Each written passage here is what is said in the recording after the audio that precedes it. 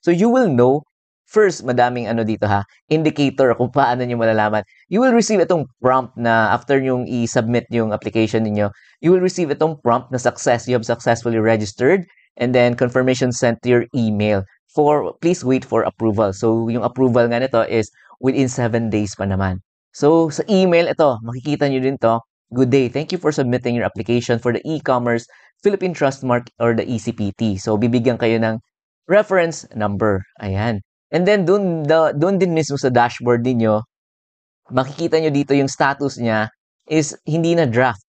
Pag draft niyan, ibig sabihin hindi nyo successfully na-submit yung inyong application. So, dapat ang nakalagay dyan is under evaluation. So, ibig sabihin, na-receive na nila ang inyong application and yung mga attached na documents na sinubmit ninyo.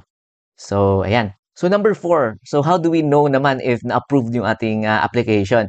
So, yung ano niyan is mag-email din naman sila na approved na ang inyong application. So, we have here an example. Ito, ayan. Good day, the DTI E-Commerce Bureau is pleased to inform you that your application for E-Commerce Philippine Trustmark has been approved.